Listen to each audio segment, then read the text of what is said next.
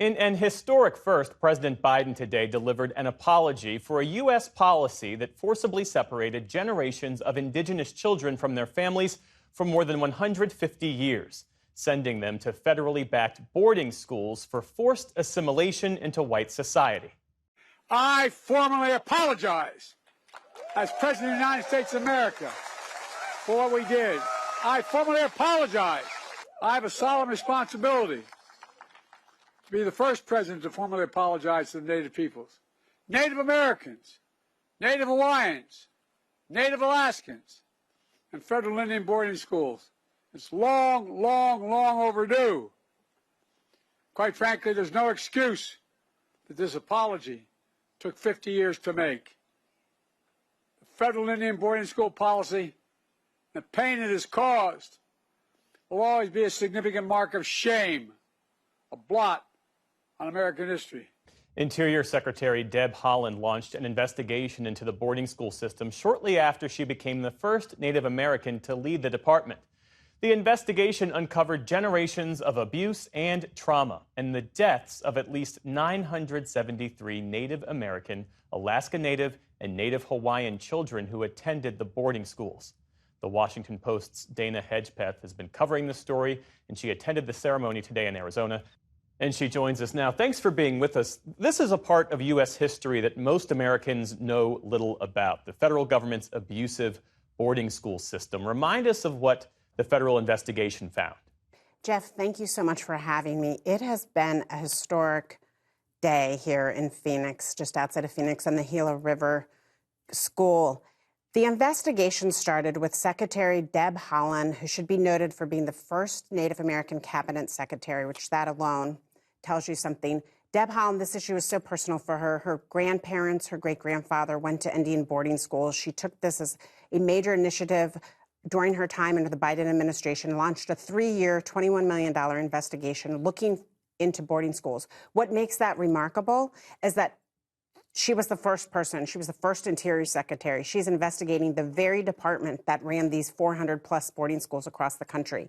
No one had looked at this history in 150 years. A very troubled history of wrongdoings, mistreatment, physical, sexual, emotional, mental abuse. 973 of those children did not make it home. They died at those schools, Jeff.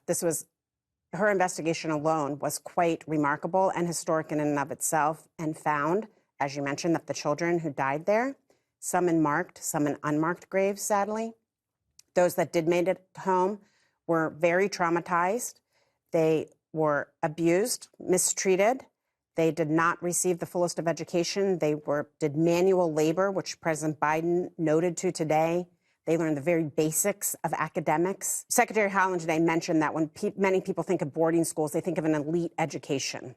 I was so refreshed to hear her bring this up because this was so far from being elite education. This was not at all elite. So Helen revealed all that in her investigation, and this was the culmination of that work.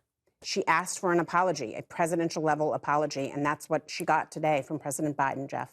Yeah, the first time a U.S. president has apologized for the atrocities suffered by tens of thousands of Native children. How was it received? As you could hear from the clip you played of President Biden, I sort of smiled and got a slight chill. There was cheers, there were survivors, some of whom I've talked to are just, they're heroes, they're special people. There were tears. Many folks said, I talked to Haaland's Assistant Secretary, Brian Newland, his own relatives, he has experience of this at boarding schools. He was her point person on her investigation and said, I have so many mixed emotions today. Those mixed emotions being sense of sadness for those who did not make it home, a sense of gratefulness, as he said, that this time has finally come. Those who did not make it home and those who survived are getting the acknowledgement, and that means so much to Native people to be acknowledged on this dark and forgotten chapter of American history. Understanding the importance of the acknowledgement. A question, though, what, if any, action follows this apology? Well, we'll have to see. There was a lot of reaction afterwards of people saying sort of what next. The Washington Post, I was part of a team this summer that published a very extensive report where we looked at the sexual abuse specifically at many of these schools that were run by not just the U.S. government, but by religious groups and churches. In our investigation, the Washington Post found that 122 priests, brothers, and nuns at 22 schools across the United States sexually abused Native American children.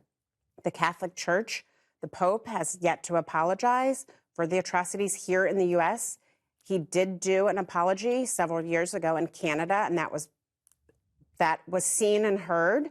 And many Native American survivors here in the U.S. would like to see him, that's the next step, do that same apology here in the U.S. Many Native Americans also, this was brought up today in reaction, is that an apology is the first step of healing. We heard this over and over again from many folks who were present and those who are advocates in this arena.